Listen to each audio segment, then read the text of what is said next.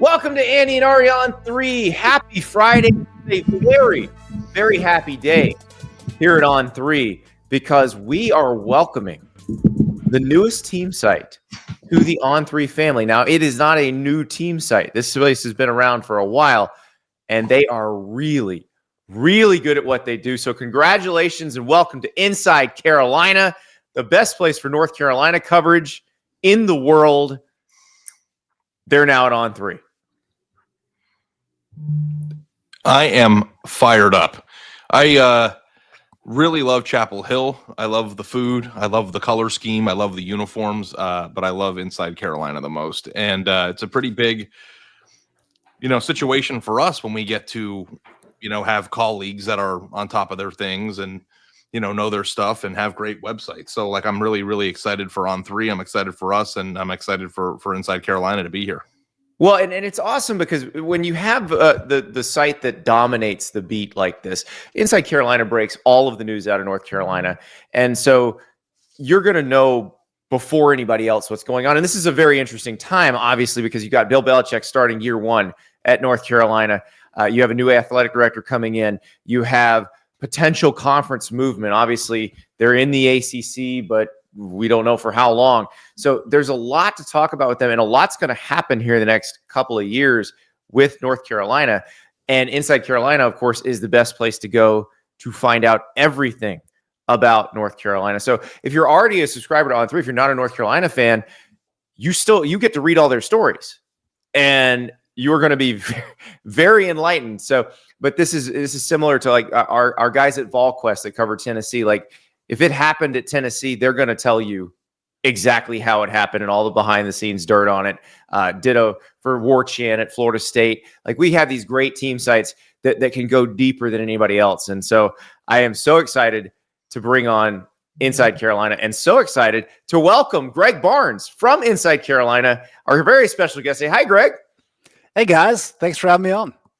Oh, this is very, very exciting for On3 because, we'll get a little in the weeds at first, Greg, because you've been at Inside Carolina for a long time. You're one of the reasons that Inside Carolina is so good at covering North Carolina. How did you guys become the dominant source of news for North Carolina? That goes back a long way, and I really think it was a commitment to covering the team fairly. A lot of people understand that we do cover specifically North Carolina, but we wanted to make sure that we covered it from a true journalist standpoint. And so that's good news and bad news. Received a little bit of criticism from the fan base when we broke the NCAA investigation 15 summers ago.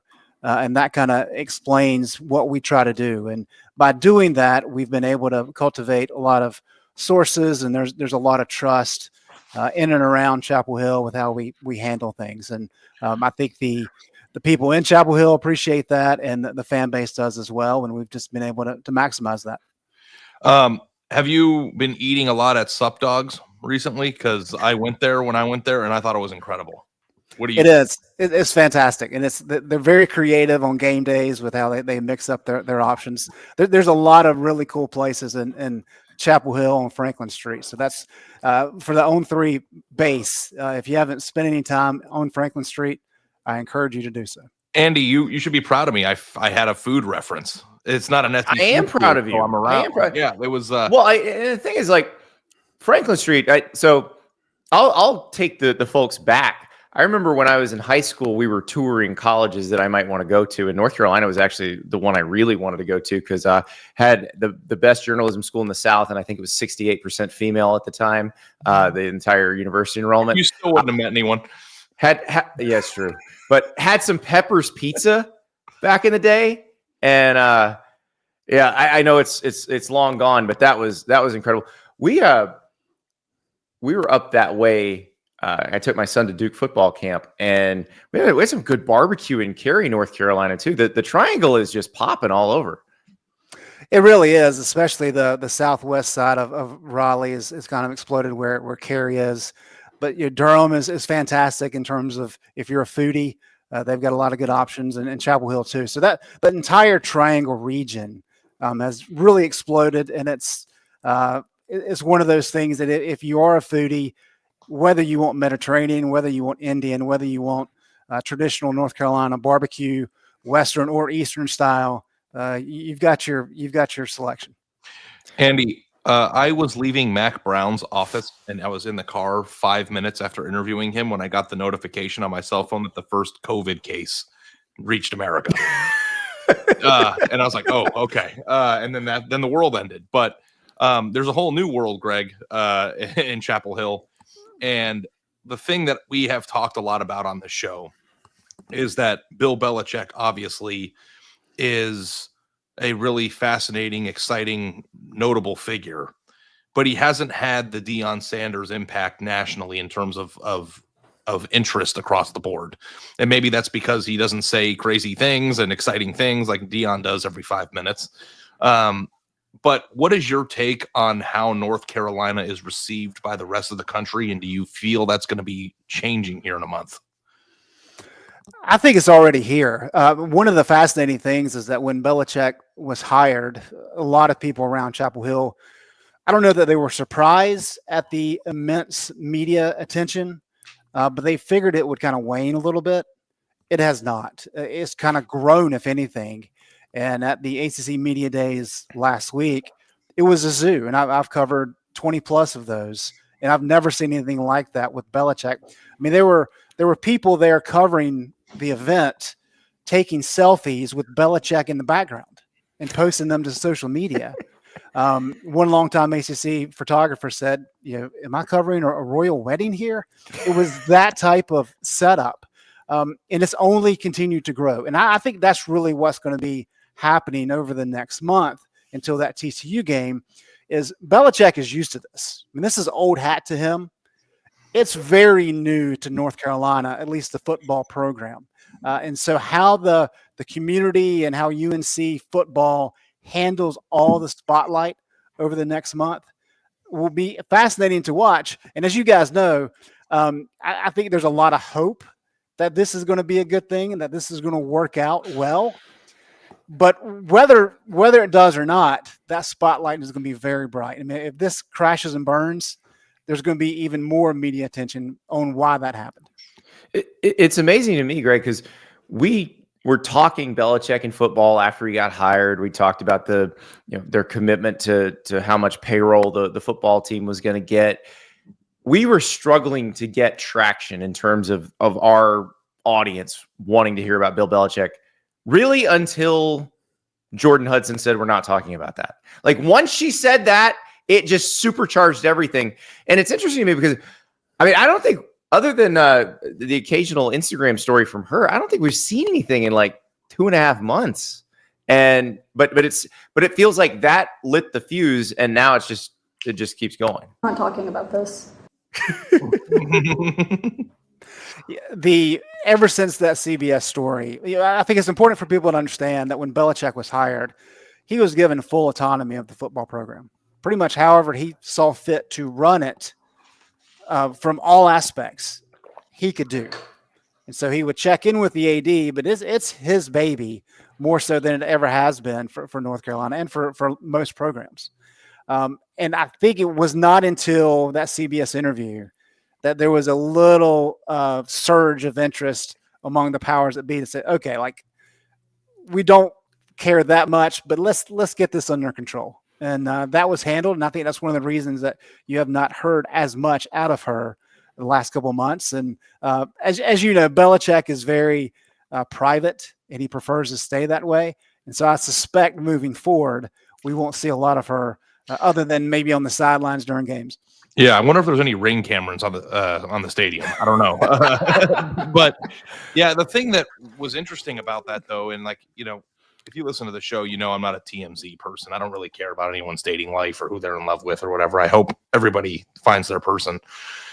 But there was a time where it felt like it was going off the rails and that this might, hurt him or cause this to end faster than even the first game. Like, I'm sure you were there and heard these things of he's not going to make it to the season and all this stuff. Like, what was your thought process as this was going on? And did you think that her involvement and her constant image being at the forefront of the Belichick discourse was concerning? I thought it was a little bit concerning for sure, especially when we start getting the stories about Hard Knocks, about deciding to come to Chapel Hill to cover UNC because they couldn't find an NFL team, and then kind of last minute as it comes out that North Carolina and NFL could not come to agreement. ESPN could not come to an agreement on what that looked like, and so after that, you start seeing some of these released public records documents where her name is mentioned and that maybe there was a role that she'd played in that. And so when you see those types of things, I think there is concern, legitimate concern, like, okay, what's going on here? But I do think ever since that CBS interview, we have really seen kind of a toned down approach. And I think Belichick probably realized that, hey, it's time just to kind of bottle this up and let's get back to focusing on football. Not talking about this. Exactly. And it's funny because the focusing on football, this is what Belichick did with the Patriots, where we're not going to tell you anything about the team. We're not going to give you anything scheme-wise, personnel-wise. We were joking before the show. I was laughing because Inside Carolina posted clips of the players at ACC Media Days. And I mean, they did actually say something, I think, by bringing Gio Lopez, the South Alabama transfer quarterback. But, the headlines on the player interviews were the players saying, we want to focus on winning games, which, well, yeah, so is everybody else. But if that's the most interesting thing they said, then Bill Belichick has already worked his voodoo magic on them. For sure. And Thad Dixon, who came from Washington with Bill's son, he was asked, and he was kind of getting into like, in terms of concepts, what they were wanting to do and what they did at Washington. And so somebody asked him, well, does that mean that we're going to kind of see the same thing in Chapel Hill? And he was very quick to shut that down and say, no, this is about Washington from last year. What we're going to be doing in Chapel Hill is going to be possibly different. And that's about as much as we got out of any of the players. So I don't think there's any question that they've been read the riot act and told, look, talk about whatever. Do not talk about your teammates. Do not talk about any type of schemes, which, of course, is how Bill wants it. Also, I don't know that they want anybody thinking they're going to have a defense like Washington's last year because, no offense to Steve Belichick, but it wasn't very good. So, yeah. But, yeah, that's all of this is just utterly fascinating. But well, let's start with Gio Lopez because I do feel like they did say something by bringing him to ACC Media Days. He's probably the most prized pickup in the transfer portal. How important was it for them to ID that quarterback and get that guy in there based on what they inherited and where they go from here? Critically important. You've got the Max Brown, the kid from Max Johnson. I said Brown. Ryan Brown's the kid from Purdue who left. Max Johnson from LSU. And, of course, he broke his leg in the first game last year. And he's competent, right? But he was never going to be a guy that takes you to another level. So there was hope that he was going to be able to come along quickly enough to be able to play this fall. We're not sure if that's going to happen or if he's going to be ready for the first game at least. So that's part of the equation. And so when Brown left after spring and it just didn't work out, you need somebody. So Bryce Baker is a true freshman that they really like. There's high expectations for him to kind of follow in the Sam Howell and maybe not Drake May, but kind of in that same lineage of North Carolina State quarterbacks. But he's just not ready yet. He probably needs a year of seasoning. So they were really trying to figure out, okay, what can we do? And Lopez is a kid who's fascinating. He has some good numbers at South Alabama. He's a good athlete. And I think the fact that they brought him to ACC Media Day last week speaks to the fact that, hey, he might not be the guy, but he's probably the front runner at this point in time. And that he says a lot of the right things. He's very good about saying, hey, I just want an opportunity. Belichick, I know what he can do, and kind of elevating your profile for the NFL. So hopefully I get to play. I'm going to try to play.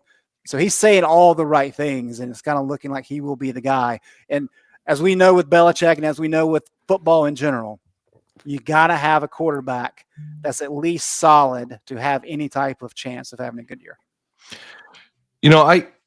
I know that we want to dive into personnel stuff, but the thing that I'm most fascinated with, you guys, is the plan. And I think that the plan is be smart, be Bill Belichick, sell the NFL and find players that are undervalued to bring into the team and develop. But from your aspect, Greg, like what has to happen? What has to be done right? What is being attempted at this moment for North Carolina to get past where they had been during high? Like, it's not like they've been a bad program. They've been a program that has won their division in the ACC. Mac Brown had 10 win seasons. Like, what needs to be done and accomplished for them to be a success under Bill Belichick? Well, a consistent theme at North Carolina, really dating back to the end of the Butch Davis era 15 years ago, is there's a kind of a lack of a appropriate culture in place. It's not as detail oriented as it needed to be. It's probably not as tough as it needed to be. I know one of the surprising things that we were told that Belichick had mentioned when he was hired is that North Carolina had not been tackling in spring practice the past couple of years, just trying to make sure players stay healthy. Those days are over. And so I think from one standpoint, you're seeing more of an emphasis on nutrition, improved strength and conditioning. They're going to get more into the physical side of things with the tackling. And if guys get hurt, you don't want them to get hurt, but they get hurt. That's part of football. So that whole mentality shift is a key part of it. The other side of things is North Carolina has had an issue over the years where they could go into a game and they may have the talent, but they had a lot of head scratchers in terms of things they were trying to do. And that goes back a long time in Chapel Hill. I mean, Mac Brown lost, I think, 8 games where he was a double-digit favorite. That should not happen in a 6-year span, but that's what happened. And I think you're going to see a situation in theory where Belichick schematically and as a tactician is not going to be outcoached. And so if you do those things, now you're in good shape. After that, it's okay.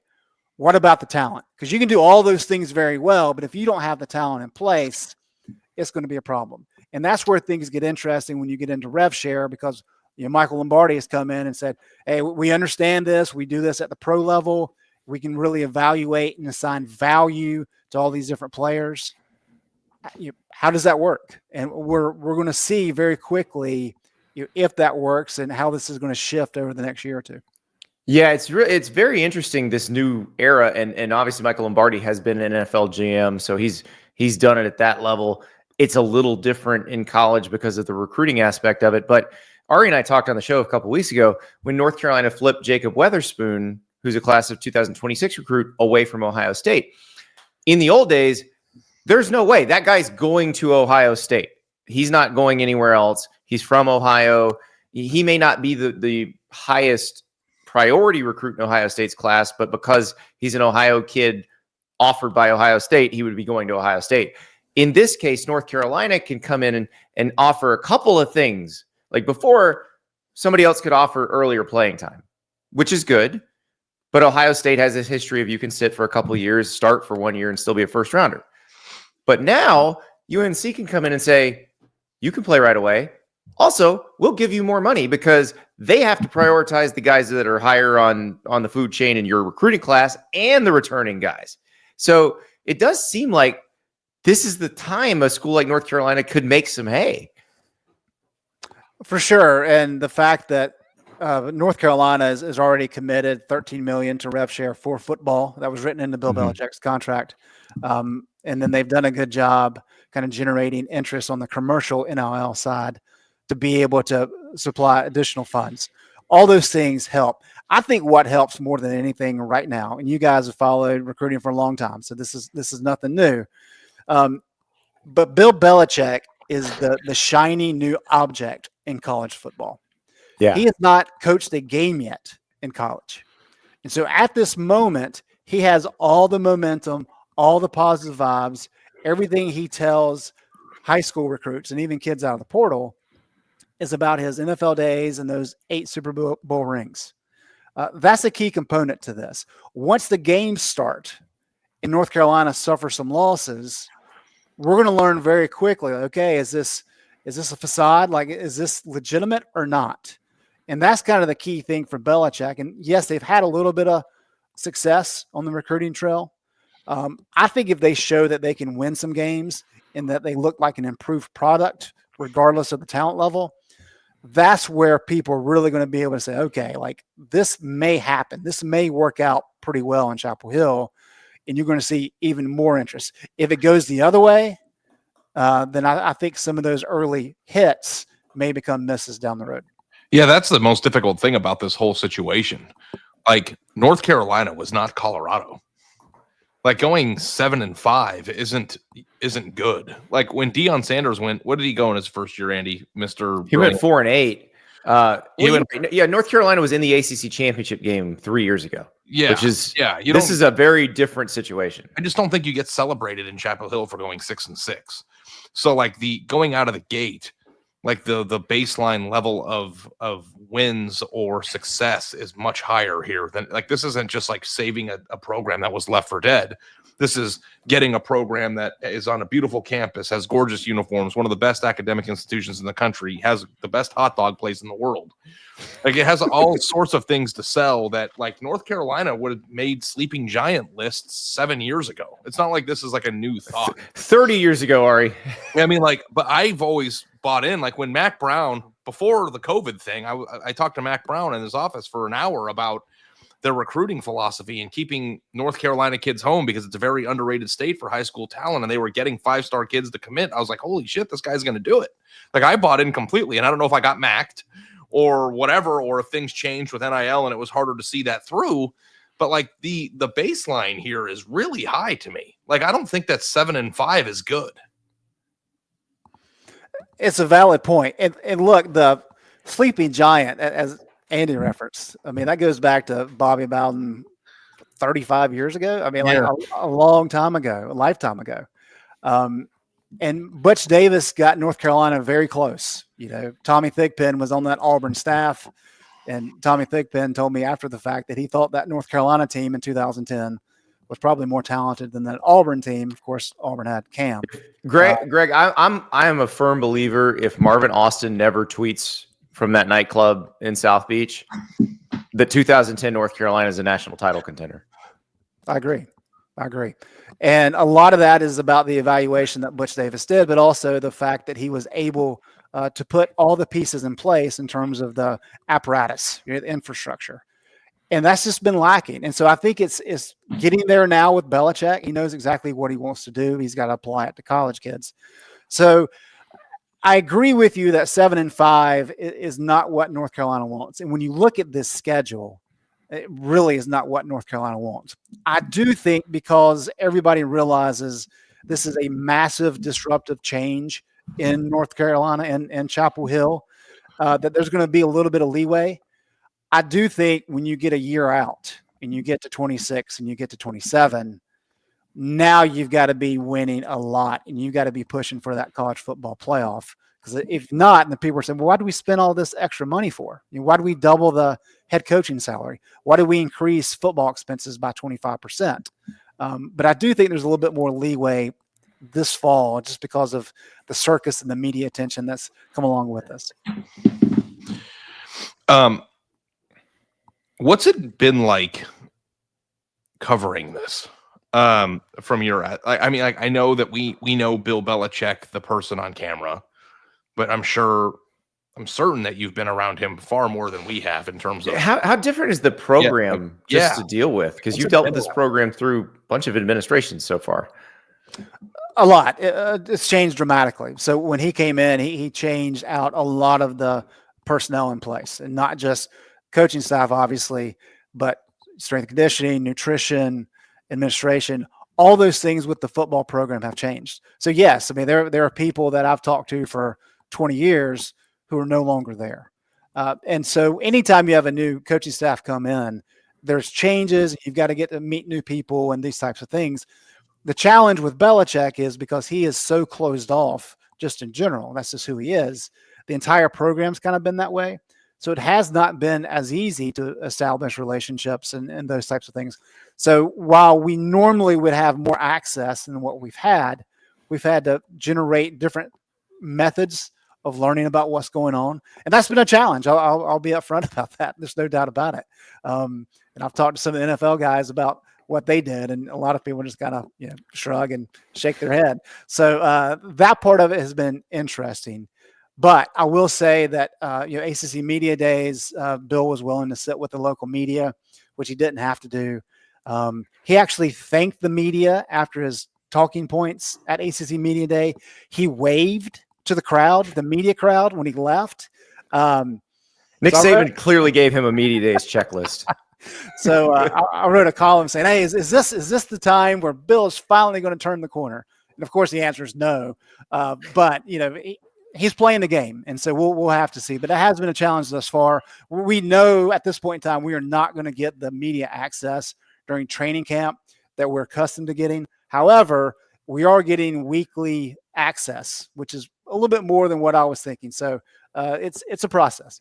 Yeah, like being a beat writer for 12 years of my career, and Andy's been one at certain points too. It's like, how do you cover the team if you don't have the head coach's cell number? It's like, and I don't know if you do or don't. You don't even have to answer that. But it's just like, if you can't text the coach when big things happen and be like, "Hey, what's going on?" I feel like it would be really, really hard to do that. But at the same time, too, I think maybe the benefits of having somebody that is Bill Belichick outweigh the negative. I don't know. But I think that the most fascinating thing, obviously, is what happens on the field in a few weeks. But I'm just a journalism nerd, but how do you cover that is fascinating to me. I go back to when I covered Tennessee, and they were going to restrict our practice access. There was a veteran reporter. I won't name him, but he's very prominent now. Because I don't know if he'd want me telling this story, but he looked at the sports information director and said, "Hey, that's okay. That gives me more time to go run the license plates on all these fancy SUVs I see your players driving." And the SID looked like he swallowed a bug, and practice access was no longer restricted. I mean, that's the thing that has always been so interesting to me about SIDs. And, I feel like the more successful the program or the more prominent the head coach, the less access the local media gets. But it's viewed as, adversarial. And it's like, the more access you give us, the more we get to meet these people and the more we get to understand their points of view, and the more the coverage is favorable to what you want. The less access, the more likely you are to run into the things that you're trying to avoid. But, that's I guess a discussion for a different day. Well, I also think, Greg, this is different than the NFL. Obviously, the NFL, your personnel is your personnel. You draft people, you sign free agents. There is no real recruiting except in free agency. You got to make this thing look cool. Now, I know they have the TV show coming out on Hulu, right? Is that their attempt to be an advertisement for the program to make it look cool? I think so. I think as much of that type of national exposure that they can get, whether that's that or going on Pat show or whatever it may be, is trying to use that method to generate interest and exposure more so than at the local level. What has been the most surprising thing about it? That, something that you didn't anticipate, or something? It could be a personnel pickup, it could be an interaction. What's been the most surprising thing of this new era? It's a great question, and I'll have to say I don't know that I've been surprised by anything. Interesting. If anything, I really thought that Belichick would have everything on complete lockdown, and he does to an extent, but not as much as I had thought. I mean, we had access a little bit in spring ball. We've had a number of press conferences with him. So from that standpoint, it's interesting. But as I mentioned earlier, he's never coached a game at the college level yet. And so I have to wonder, if they go out against TCU and get skunked, does everything change immediately? I don't know. I think the question about the exposure and being cool to kids is an important one, because right now it's, hey, here's Bill Belichick. He's got all these Super Bowl rings. What year do you want to look at? And that's kind of the sell. What happens a year from now if Carolina goes 7-5? what happens 2 years from now if Carolina's 7-5 and then 8-4? At that point, what are you doing? Because at that point, Belichick's going to be 75, and you're still not making inroads with recruits in terms of the popularity of things. All these things are just fascinating to me. And so while the Jordon stuff, I'm not big into. I'm kind of like you are. I'm not big into who's dating who and those types of things. But seeing that affect what Belichick was trying to do just a little bit was probably the most surprising part. But he bottled that up pretty quickly. We really haven't heard anything about that in the last couple months. The whole Jordon thing is such a funny thing to say from a North Carolina perspective, because that used to mean something very different a year ago. I know.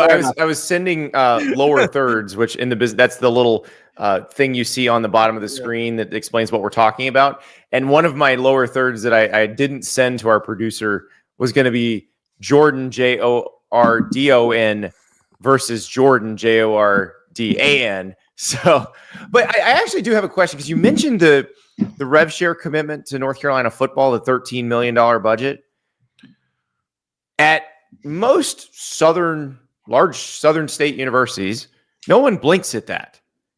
But this is the University of North Carolina, which means the basketball program probably taking a salary share cut from probably what you would have expected, because they hired Bill Belichick.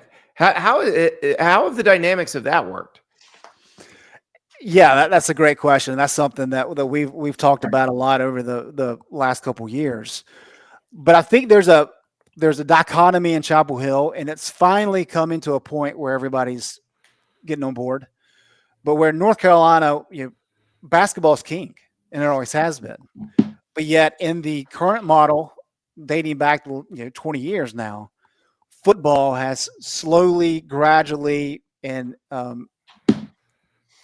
quickly become the predominant revenue generator.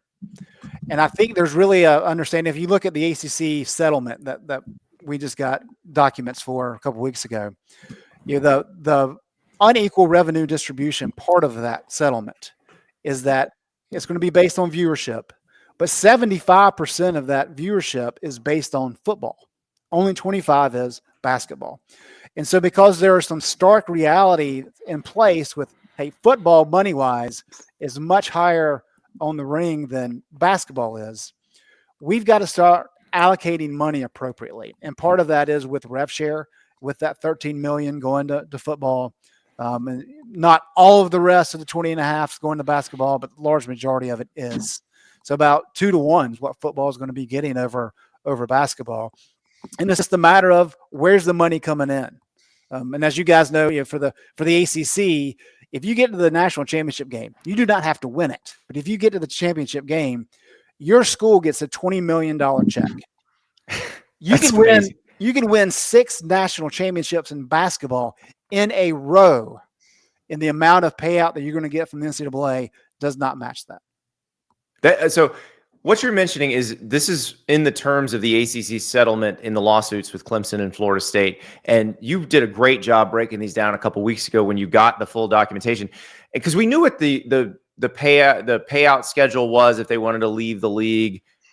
We didn't know that part of it, though. Can you break down the college football playoff, what schools get? Because I heard you on your show doing that a few weeks ago, and it blew my mind. Because how do you get? So it's $20 million if you play in the national title game, but it just adds up throughout the length of the playoffs. So if you make the quarterfinals or the semis, you're still doing great. Correct. So there's 2 parts of it. One is performance, and one is viewership. So if we're just looking at the performance side of things, for the college football playoff in the ACC, if you make the playoff, so like Clemson and SMU last year, they both made the playoff, and therefore they receive, their institution, a $4 million check. They did not have to share that with the other teams in the ACC. That is their money.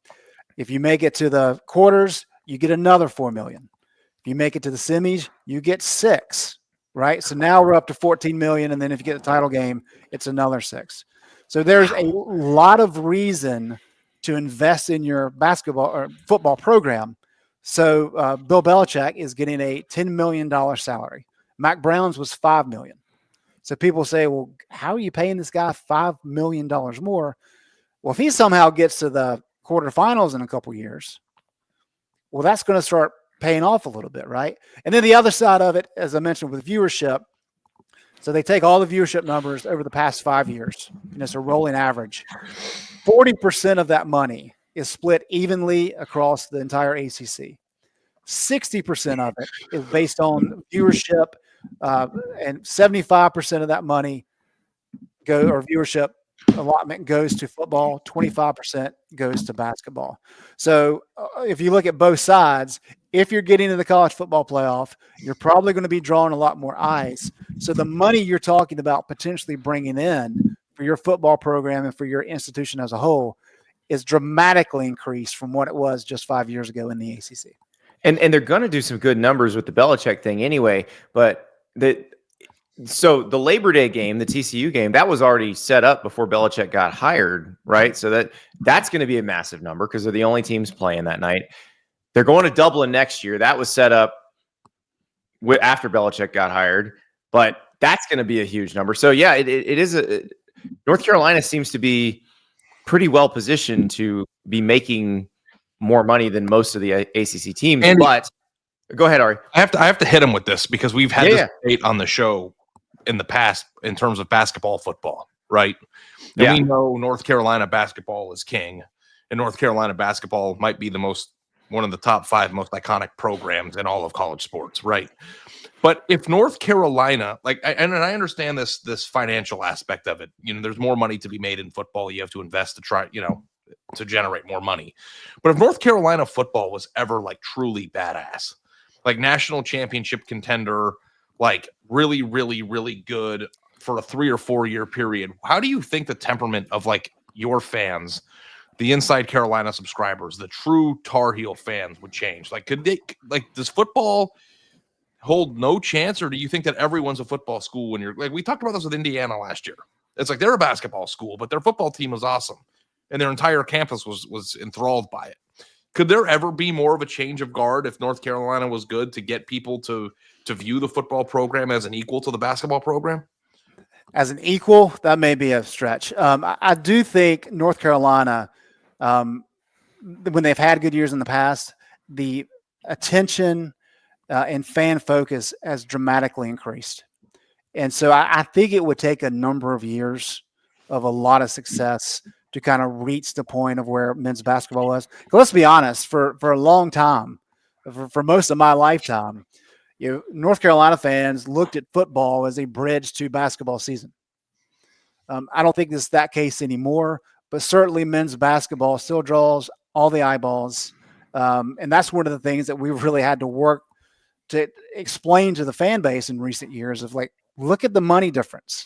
Football is king, whether you want to acknowledge that or not on a national level.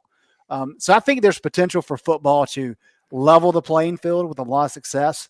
I do think it's going to take a number of years. It's not just going to be like Indiana last year, one really good year, and things changed overnight. Yeah, I don't know. We had Kurt Signetti on the show yesterday, and he talked about how pumped everybody is in Bloomington and continuing into this year. So I do think if North Carolina gets playoff good, I think that'll happen. Indiana's basketball program has also been down for 10 years, 15 years. Kentucky football fans are really passionate. When Kentucky's good at football, they're intense. So the thing it's doable. I don't know if this is a good measuring stick, but we are privy to metrics on stories and videos that we do. And I remember when I was covering Ohio State back when they went I was covering basketball and football. And I spent a month writing about a feature about David Lighty or somebody. And it was, family went back to the hometown or whatever, and they were in the Final Four. And I wrote this huge story that was on the front page of the Cleveland Plain Dealer that I was super proud of. And on the same day, their backup left guard broke his leg in spring football. And it was 7-1 views for football and basketball. And it's no matter what happens, but I wonder too, is it easier to go from basketball interest to football interest than it is to go from football interest first to basketball? Like, I just feel like if North Carolina was a national championship contender, like it would be bananas. And I think that people would buy in immediately to this whole change of the guard. They're still Southerners, man. Southerners love football. You know, they love everybody. It's like it's the thing that we were talking about too, like with NASCAR, not being the same thing as it was because they made some decisions that drove fan interest down. It's like football it's the number one advantage of everything that football has is that it's football, right? Like, I don't know. Yeah, I think about that a lot. Greg, North Carolina. Let me say this, Andy. So North Carolina played, and I don't even remember. I guess it was the Mayo Bowl a couple years ago. They weren't any good. They lost. It was a bad game. Oh yeah, South Carolina. It was a South Carolina game. That game had more eyeballs, and granted, South Carolina was a part of that. Had more eyeballs than either of the UNC Duke basketball games. Wow. So I think that's a pretty telling stat. Yeah. And I do think it could be big. And obviously there's a bigger picture backdrop that's unfolding here. And you guys have been covering it really well at Inside Carolina. The ACC just settled with Florida State and Clemson. That obviously has huge implications for North Carolina. We kept wondering, is North Carolina going to join those lawsuits, or they're just going to sit back? Because obviously, if you've covered conference realignment at all over the last 15 years, the one school that the SEC and the Big Ten would both fight over is North Carolina. Like, everybody else is, well, would they take them? Like, there's no question, would they take North Carolina? They both would. And now you have a path for North Carolina to get out of the ACC. So how does that work over the next few years? Well, the key component there is that right now it's $147 million to exit. And the way they've got it set up is it used to be August 15th to leave for the next year. I know a lot of people probably remember that when FSU was talking about trying to leave and everybody was focused on that August 15th date. They've backed that up. So it's now June 1st. So you have to declare on June 1st to leave the next July 1st. So it's a 13-month window. So what that means, nobody could leave right now until 2027 at the earliest. That's exactly correct. So for 2 years, the ACC is what it is. Where it gets interesting as you get closer to that 2030-31 date, that's when the exit fee flatlines at $75 million. So for each year after that, it stays at 75, and it reduces by $18 million each year between now and 2030-31. So it'll be 147 if somebody wants to leave next June 1st. It'll drop down to 129 the year after that. That's relevant because the Big Ten, for example, in 2023-24, they paid out $63 million on average to their member schools in TV revenue. The ACC paid out 45. So there's your 18 million. And so that's part of the math that's involved. And I think really what it's going to come down to for North Carolina is when you project ahead, I think the Big Ten, their media deal, I believe, is up in 2030-31. Correct me if I'm wrong there. That's right. CFP and the Big 12, I think, are maybe the year before. And then the SEC is year after. Year after, okay. And then the SEC is 33-34. Yep. So I think there's going to be something that's going to happen with the college football playoff and with all these media deals in the next 5 years. I don't know what that's going to be. We can speculate. But I think the goal is to be in a position where you're ready to go. You have a destination for wherever it is that you want to go so that you can be involved in all of those media deal negotiations that take place. I think it's important that UNC just announced a transition plan for AD. Bubba Cunningham is going to be in place for another year. Steve Newmark, who is president of Roush Racing right now, he'll be coming on in August. But the thing with Steve is that he was a lawyer. That's kind of his background. And so he played a big role in negotiating the NCAA men's basketball tournament back in 2010. That was $1 billion. So when they would sell it to CBS and Turner. Correct. And he also played a role in the SEC media deal, I guess, 20 years ago now. So Wow. he has a lot of history and experience in negotiating these media deals. He understands fundraising. So now that he's going to be fully in place by next year as AD, you're starting to see all these pieces kind of move together. And so while I don't think North Carolina is going to leave immediately, I do think they're putting the pieces in place to be able to make that decision sooner than later, so that when those media deals start to be talked about for the SEC and the Big Ten and the college football playoff, they're ready to go. Now, listen, who knows what this looks like in say 2034, because it may be all one league or something like that. But let's say that the conferences do remain kind of what they are. If we poll North Carolina fans, would they rather be in the SEC or the Big Ten? SEC, no doubt. No question. No question. Yeah. I mean, I guess both would be good financially, right? I mean, and that's the whole thing too. Like, this entire discussion is about like protecting yourself from being left out of whatever system comes into place. Correct. And I think that's the grand scope of this is, okay, regardless of the SEC Big Ten, what's going to happen in the college football landscape in 10 years from now, 15 years from now? Because I think it's going to be completely different than what we currently have. We'll wait and see what that is. The draw of the Big Ten is that all those schools are AAU schools. And so big research academics, within those institutions is very important. North Carolina is an AAU school. All those things matter, but I think that's more on the faculty side and some of the older alums.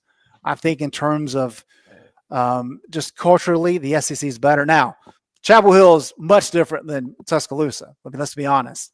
But it's much closer to Tuscaloosa than it is maybe to Ann Arbor or Columbus. Yeah, well, geography matters the least amount that it's ever mattered in college football. But wouldn't it be nice if it made sense? I mean, it would be great. You know how I feel. Pac-12 dying is just like, I wake up in the cold sweat in the middle of the night sometimes about it. But at the same time, too, it's whatever happens here is going to be the deal that gets North Carolina the most money. It doesn't matter if you're a research school or if you're in the South or if you're culturally more like, Alabama geographically than you are Indiana. Like that none of that stuff's going to matter. What's going to matter is how do we maximize our protection as an institution of football and how do we make the most money? I mean, if that means that they're in the Mars conference, that's what it'll be. Right? Like, am I being, it doesn't matter. Like, and there may be a Mars conference at that point. So who knows? I mean, SpaceX is we're going to have flights that go into space, right? And then like you're going to get on a rocket and you're going to fly from LA to New York in 12 minutes. It's not going to matter. 83-year-old Bill Belichick coaching on the moon. Yeah. I mean, I'm just saying, like, it's like we can have all these discussions about like what's the best fit. You know what the best fit is? The one that makes them the richest. Like that's what it's going to be. Yep. Well, and it's interesting because the AD move does sort of preface that, like, this is a hire designed for that next step. It really is. And the fact that when you look at Bubba Cunningham is very well respected in the college ranks. He went to Notre Dame, played golf there, graduated, went into the athletic department immediately. And he has worked his way up through Ball State and Tulsa and North Carolina. That is like the traditional model of an athletic director. He understands the academics. He understands compliance, everything that has to deal with the university realm. He's got it, and he's well respected for that. But the game has completely changed. And so while Steve Newmark comes in, he's going to have to learn about academics. He's going to learn what do you do with compliance? Like, those are things that he's got to figure out. However, when it comes to making deals, when it comes to fundraising, when it comes to revenue generation, he's got all that in spades. He knows exactly what to do. There's going to be no learning on the job. And so that dichotomy of like, this is the old way, this is the new way, I think is fascinating. It just kind of speaks to the changing world that we're in right now. And it is a very changing world because Bill Belichick is coaching college football. North Carolina can get out of the ACC pretty soon. And inside Carolina, is it on 3? Greg, thank you so much and welcome you guys. And we cannot wait to work with you. Thanks, guys. We're very excited about the future at On3. Really, really, really, really cool to meet you, Greg, and super happy to be in your team.